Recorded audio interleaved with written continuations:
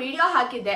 ಸರ್ಕಾರದಿಂದ ಆಹಾರ ಇಲಾಖೆಗೆ ವಾರ್ನಿಂಗ್ ಕೊಟ್ಟಿದ್ದಾರೆ, ಇನ್ ಮುಂದೆ ಇಂಥವರ ರೇಷನ್ ಕಾರ್ಡ್ ಅನ್ನ ಮಾತ್ರ ನೀವು ಕ್ಯಾನ್ಸಲ್ ಮಾಡಬೇಕು ಅಂತ. ಅದಕ್ಕೆ ನಿನ್ನೆ ಆಹಾರ ಸಚಿವರಾಗಿರುವ KH ಮುನಿಯಪ್ಪರವರು ಖಂಡಿತ ನಾವು ಸರ್ಕಾರ ಹೇಳ್ದಂಗೆ ಫಾಲೋ ಮಾಡ್ತೀವಿ, ಇನ್ನು ಮುಂದೆ BPL ಆಗಲಿ ಅಥವಾ APL ರೇಷನ್ ಕಾರ್ಡ್ ಪರಿಷ್ಕರಣೆ ಆಗೋದಿಲ್ಲ, ತಾತ್ಕಾಲಿಕವಾಗಿ ಸ್ಥಗಿತ ಮಾಡ್ತೀವಿ, ಯಾವುದು ಕ್ಯಾನ್ಸಲ್ ಮಾಡಲ್ಲ.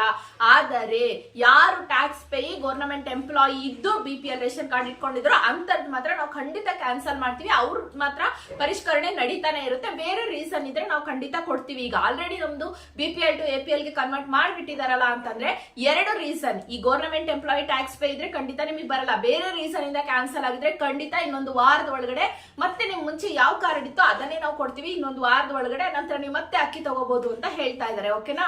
ಸೊ ರಾಯಚೂರಲ್ಲಿ ಕೂಡ 67 ration card BPL ration card cancel ಆಗಿದೆ. ಅವರು ಗವರ್ನಮೆಂಟ್ ಎಂಪ್ಲಾಯಿ ಆಗಿದ್ರು, ಅವ್ರಿಗೆ ನೋಟಿಸ್ ಕಳಿಸಿದ್ರು ಸಹಿತ ಅವ್ರು ನೆಗ್ಲೆಕ್ಟ್ ಮಾಡಿದ್ದಾರೆ. ಸೊ ಅವ್ರದ್ದು ಕ್ಯಾನ್ಸಲ್ ಆಗಿದೆ. ಇನ್ನ ಹೊಸ ರೇಷನ್ ಕಾರ್ಡ್ಗೆ ಯಾರೆಲ್ಲ ಅರ್ಜಿ ಸಲ್ಲಿಸಿದ್ರೆ ಅವೆಲ್ಲ ವೆರಿಫಿಕೇಶನ್ ಹಂತದಲ್ಲಿದೆ ಅಂತ ಕೂಡ ಮಾಹಿತಿ ಕೊಟ್ಟಿದ್ರು. 2-3 ವರ್ಷದಿಂದ ರೇಷನ್ ಕಾರ್ಡ್ ಇನ್ನು ವಿತರಣೆನೇ ಆಗಿಲ್ಲ, ಹಳೇದು. ಅದು ಯಾವಾಗ ಅಂತ ಕೇಳಿದ್ರೆ ಮಾಡ್ತೀವಿ ಅಂತ ಮಾತ್ರ ಹೇಳಿದ್ರು. ಸೆಪ್ಟೆಂಬರ್ ಅಕ್ಟೋಬರ್ ಮಂತಿನ ಅಕ್ಕಿ ಹಣ ಬಂದ್ಬಿಟ್ಟು ಈ ನವೆಂಬರ್ ಮಂತ್ ಒಳಗಡೆ ಕೊಡ್ತೀವಿ, ಈ ಒಂದು ವಾರದ ಒಳಗಡೆ ಕೊಡುವಂತ ವ್ಯವಸ್ಥೆ ನಡೀತಿದೆ ಅಂತ ಮಾಹಿತಿ ಕೂಡ ಕೊಟ್ಟಿದ್ದಾರೆ. ಸೊ ಇಷ್ಟು ಸದ್ಯಕ್ಕೆ ಅಪ್ಡೇಟ್ ಆಗಿರುತ್ತೆ. ಈ ಇನ್ಫಾರ್ಮೇಶನ್ ನಿಮ್ಗೆ ಯೂಸ್ಫುಲ್ ಆಗಿದೆ ಅನ್ಕೊಳ್ತಾ ಇದ್ದೀನಿ. Thank you so much.